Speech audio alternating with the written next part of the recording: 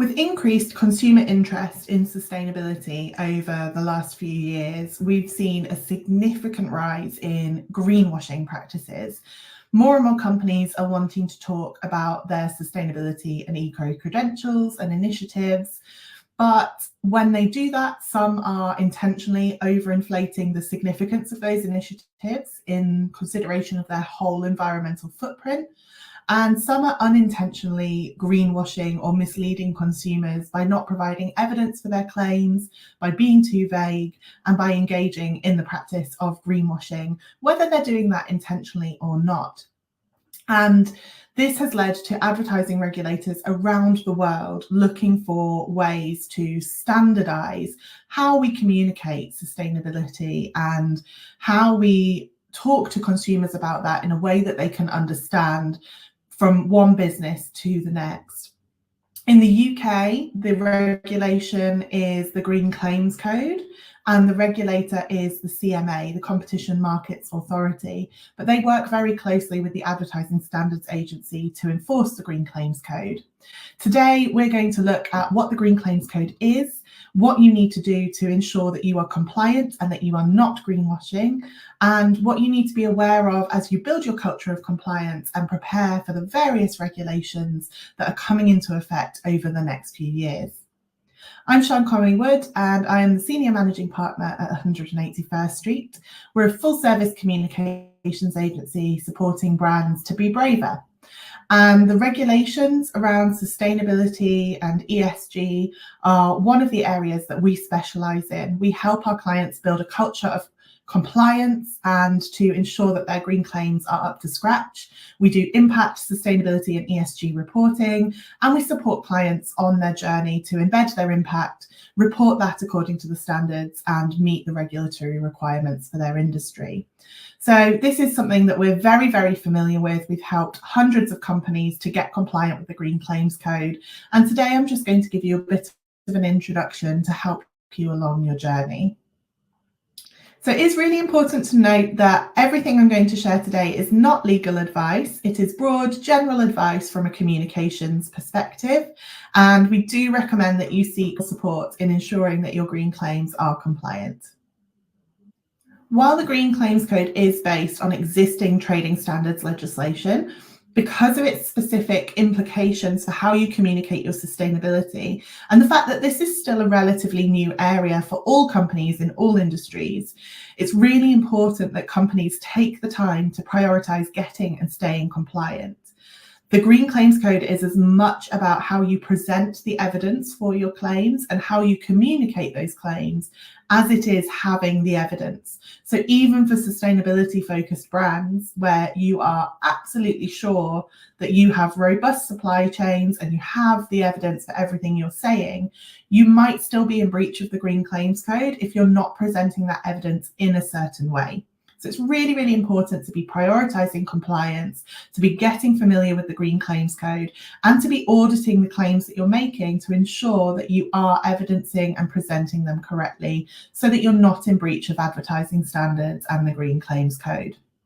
We are in a regulatory environment that is shifting and changing all the time. We've recently seen the EU say that they are going to ban broad brush claims in their bid to end greenwashing. So in the UK, you can say that your brand is, or your product is a sustainable brand or product. You can use that broad brush word, sustainable. However, the regulators have been very, very clear that if you're going to use a broad brush claim like that, you have to have really robust evidence for it, and that the grounds for that evidence in the case of things like sustainable, regenerative, eco, where the meaning can vary depending on the industry and depending on the individual, it can be very subjective. There's no one accepted definition of what sustainable or eco or regenerative looks like at the moment. So if you are going to make a broad brush claim like that, the regulator wants to see that you have very robust evidence across a number of factors. So it can't, for example, just be based on your carbon footprint or your carbon reduction or your carbon offsetting. It has to cover a number of different factors, and it has to cover either the whole life cycle of the product or the full scope of the business, depending on the claim that you're making. However, in the EU, they are seeking to ban that altogether. So if you are based in the UK, but you're trading in the EU, as that ban comes into force and as that filters through and becomes legislation, you need to be really aware of not just the UK Green Claims Code, but the EU Green Claims Directive as well, and the implications that that will have for things like your website, your social media presence, and the trade that you're doing in the EU. In the UK, the guidance is a bit clearer because they're building on existing legislation. In the EU, they're a little bit further behind us, and the Green Claims Directive is still going through the various processes to become law. So we don't have really clear direction at the moment in terms of what we can and can't say, but we do know that they are intending to take the Green Claims Code even further. So it's very, very important that if you are in the UK or you are trading in the UK, that you are compliant with the existing law and that you're working towards implementing the Green Claims Code across your business and any public-facing documents, communications, anything that you're doing to communicate your sustainability and make those green claims. And if you are trading or based in the EU, that you are keeping an eye on how that regulation is changing. The other factor that's coming into play that is really significant for companies and their compliance journey is the fact that the Digital Markets Bill is going to empower the UK regulator, the Competition Markets Authority, with the ability to issue direct fines. So at the moment, you can be fined for breaching the Green Claims Code. If you have an advert that is deemed to be misleading or in breach of the code, the Advertising Standards Agency can ban that advert. And obviously, if you've spent money and time producing that advert and buying the placement, that can be a very costly action.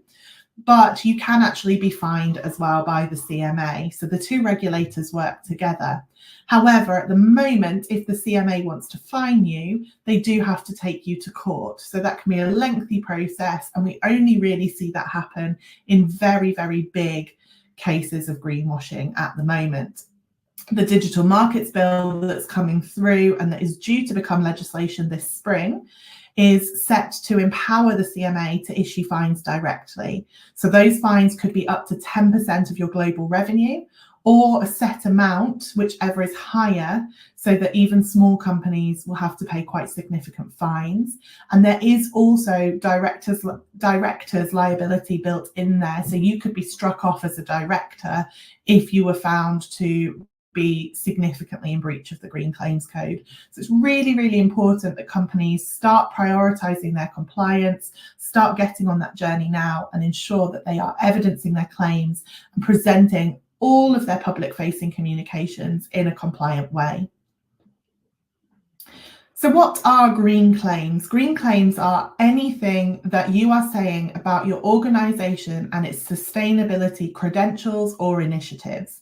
So this could be communication around your net zero journey, your carbon footprint, how you are recycling or reducing your plastic packaging, anything that suggests that you are either doing something that is good for the environment or you are doing something to minimize your negative impact on the environment.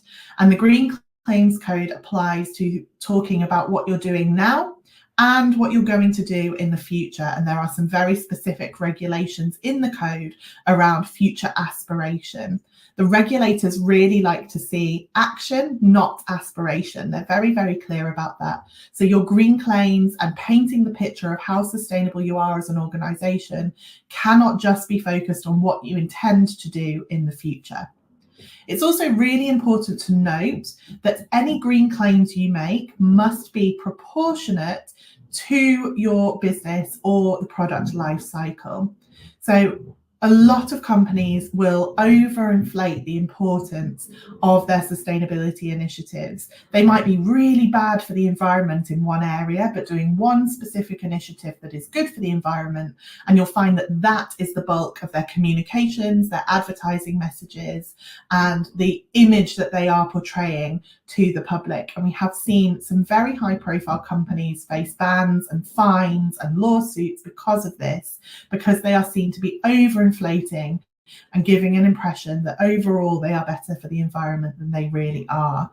So being compliant with the Green Claims Code now requires you to have a really good understanding of your supply chain, your business operations, and the context within which your sustainability initiatives and your green claims sit. It's also really important to note that any green claims you make cannot be reliant on consumer action. So if that claim is only true because the end user, the person you sold that product to or that service to, takes an action, you cannot claim the benefit of that in terms of your sustainability. So this is as much about understanding your operations, your cradle to grave life cycle for your products, and your overall business operations and where you sit within the supply chain. And it's having a really clear roadmap of what you're already doing and what you're intending to do in the future. When it comes to net zero and carbon reduction targets, you are able to talk about them under the Green Claims Code currently, but you must be very, very clear what proportion is going to be offset and what proportion is reduction. You must be very clear about when you're intending to meet those targets and how you're going to get there. So it's not enough to just say we're going to be net zero by 2030. You have to be very specific. And that's a really common theme throughout the Green Claims Code, is being very specific about how you evidence those claims and what data you hold. So complying with the Green Claims Code is as much about how you present the evidence for your claim as the fact that you hold that evidence. So your evidentiary basis to back up that claim must be presented as closely to the claim as possible. So online, for the majority of websites, for example, this would be making it one click deep. So you make the claim and you click and it takes you to an evidentiary basis for that claim. If you're making it on packaging, where space is more limited, or on printed materials, you could use something like a QR code for people to go to that evidentiary basis. In things like impact reports and ESG reports, you'd really want to see the evidentiary basis alongside those claims or in a footnote at the bottom of the page. And they're very, very clear that if you have the space, you have to put the evidentiary basis within that claim. And we saw Brewdog recently fall foul of this. They made some claims about their carbon neutrality, which had been third-party verified, so were found to be true, and they did meet the standard to be carbon neutral.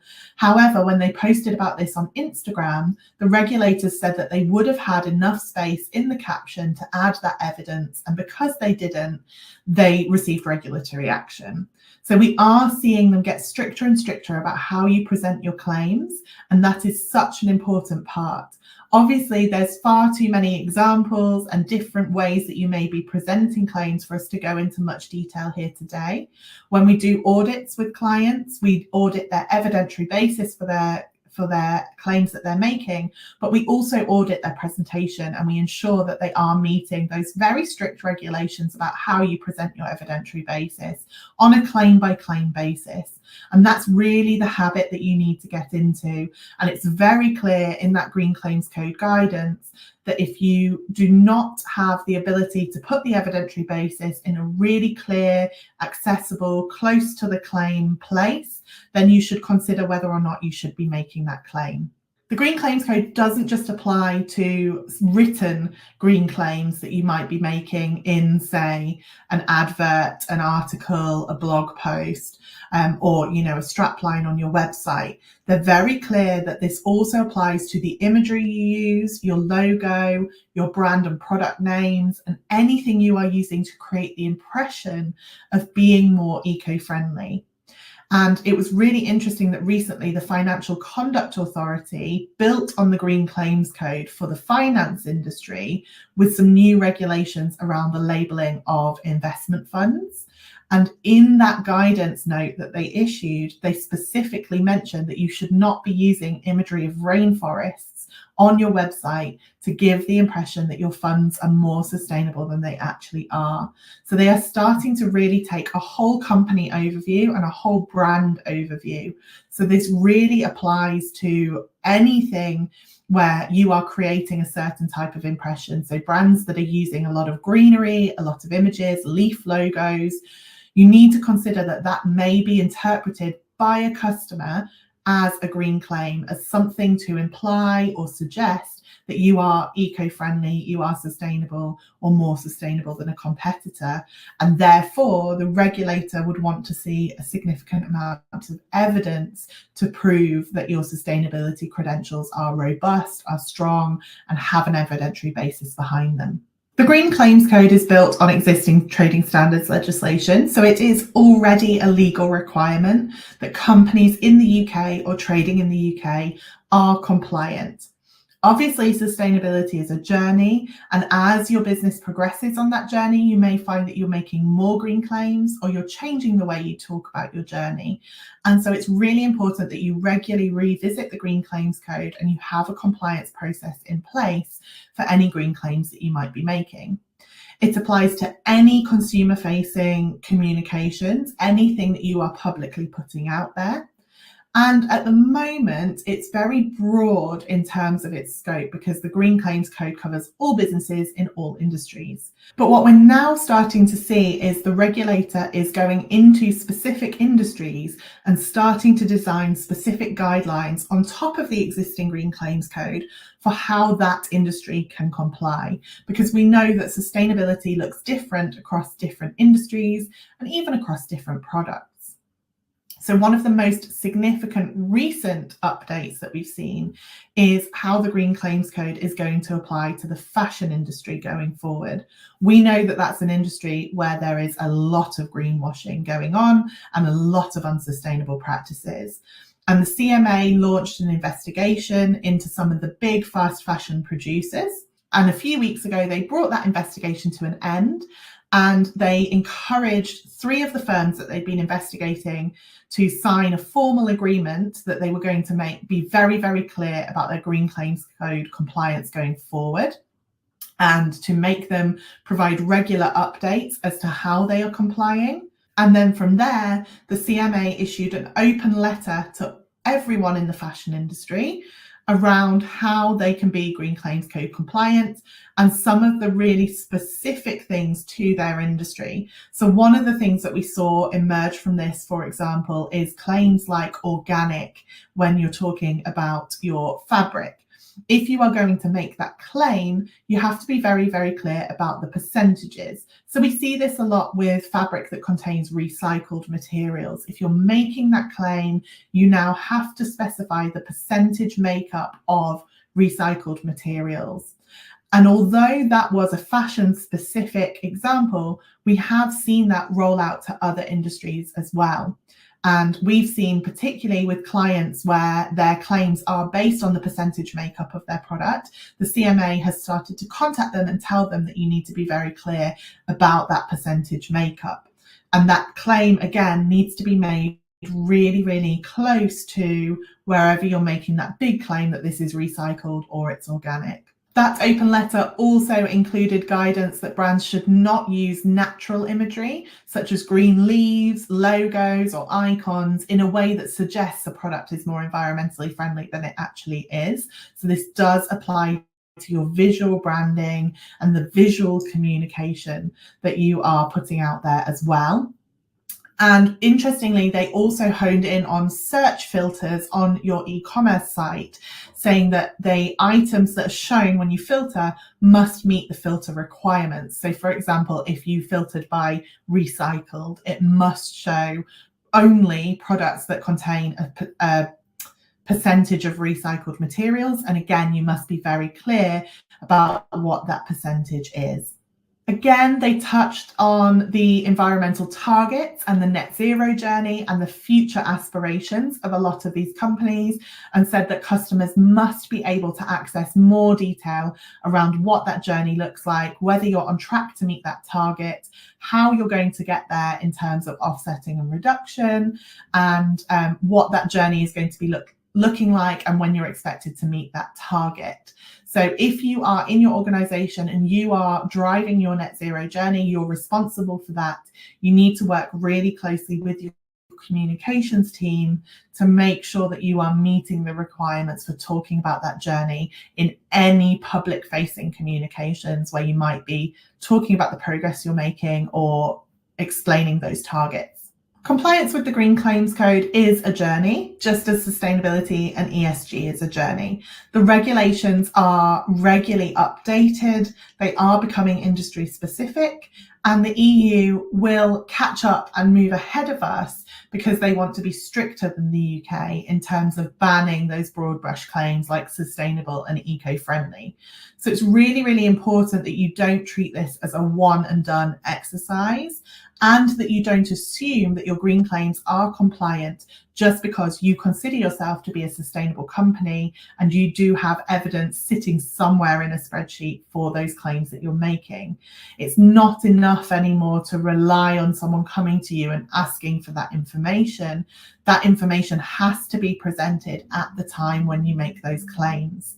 So this is really becoming an important role for both sustainability teams who are setting targets, setting policies, implementing initiatives, and communications teams who may be wanting to create an impression to attract eco-friendly focused customers or wanting to talk about that journey.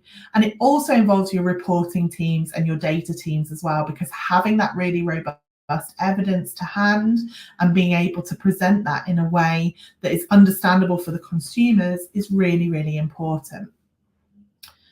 One of the ways that we help our clients to engage stakeholders across the organisation with compliance is to embed that culture and that system and that process. And we really recommend starting with a bit of an audit of your green claims. So we often go into organisations and conduct this audit for them. You can do it yourself as well if you have the time and the resource and somebody who is really up to speed with the legislation, with the regulation, and the real kind of detailed level to which that applies to not just the evidence that you need to have, but also the way that you present that evidence. So this is really a job that sits across your sustainability and your data teams and your marketing, communications and PR teams or agencies. So we first go in and we work with your teams to understand what green claims you are currently making. That might include an audit of your website, your impact reports, your public-facing communications, your adverts, anywhere where you're talking about your sustainability. And we also get to know your sustainability team to understand what your net zero journey looks like, what initiatives you are currently implementing, and what the plan looks like for the next few years, so that we can get a really good feeling for what evidence you're going to have as you progress, what green claims you're going to be making in the future, and how you're going to communicate your sustainability journey, bearing in mind that while the Green Claims Code is very specific about net zero and carbon reduction, it does sit more widely across that. It sits across your whole supply chain, your whole business operations, and cradle to grave life cycle analysis of your products. So we go in and we really work to understand that, and then we map that to the regulation. So we say, if you're making this claim, the relevant clauses within the regulation are these, and that impacts how we present the data and what data and evidence we need. From there, we gather that evidence for those claims. And you'll find that for a lot of your claims, if you're already on your sustainability journey and you have a very engaged sustainability or impact team, you will have a lot of that evidence, but it's about pulling it into one place and having it really accessible and translating it for your marketing and communications teams or agencies that may not have the detailed level of sustainability knowledge that your sustainability, ESG and impact teams have. So it's about engaging those stakeholders, finding a common language, and understanding what evidence there is and making that really easy to access. We also rank the green claims based on a risk level. So if they are very, very broad brush, like sustainable, eco-friendly, they are going to require really robust evidence across a number of different factors. So we work with that organisation to understand what that means to them and what evidence they have. And we rank the green claims based on the risk level in terms of how broad brush they are, how much evidence they require, and also how robust the organisation currently is in terms of meeting the evidentiary basis for that claim. And that will then filter out some claims that you just can't make currently because it's all based on future aspiration or you don't currently have the evidence. We then send the sustainability teams away to gather the evidence for the claims where it's missing, and we remove any claims from any communications where you don't have the evidence and you are not able to currently make that claim, so that we know you're meeting the base level of compliance. From there, we work with your marketing and your PR teams and your communications teams to understand how to present those claims. And again, we run that audit and that risk process through the lens of how you are presenting those claims and where the evidence needs to be. So on packaging, are you using a QR code? On your website, is it one click deep? In your impact report or your ESG report, is it in the footnotes or the body of the text? And all of the different ways of presenting information and making that evidence accessible. So we go claim by claim and we look at it from the perspective of the regulator and what the regulator would say is a reasonable way of presenting the evidence and making that accessible to customers. And again, we score those and we give your teams an action plan to follow in terms of how they implement now and how they implement for any green claims going forward. At that stage, you know exactly what green claims you're making currently, you know what you've got the evidence for, and your team can start to implement and make sure that that evidence is being presented in the right way. And for businesses that are quite far along their sustainability journey, they tend to have the evidence, they tend to be making a lot of green claims, but the bit they're not quite getting right is presenting those green claims in a compliant way. So that's where this audit really helps them to understand.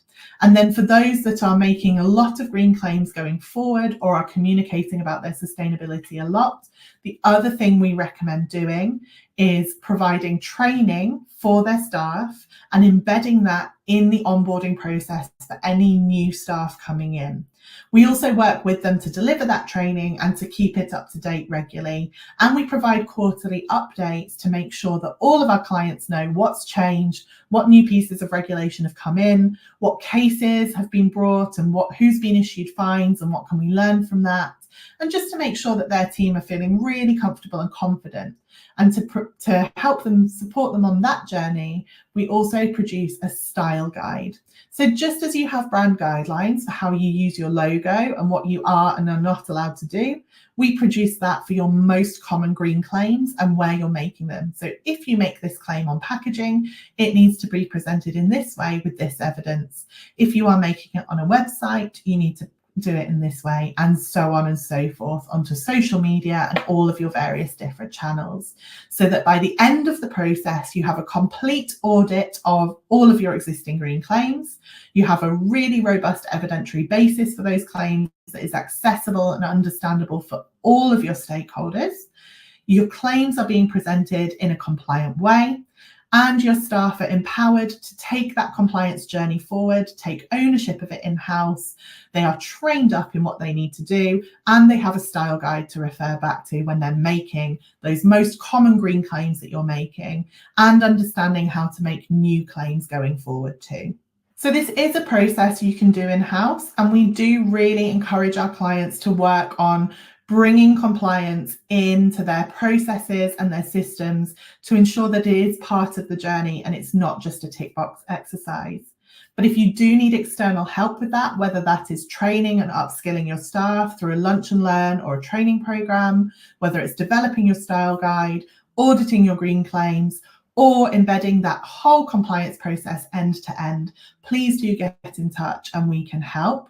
We do also have a regulatory newsletter where we keep you up to date with all of the latest changes, rulings and regulations coming into force to keep you up to speed with those updates. So I will put the link in the comments and you can sign up for that. And if there's any questions or anything you need help with on your Green Claims Code compliance, please don't hesitate to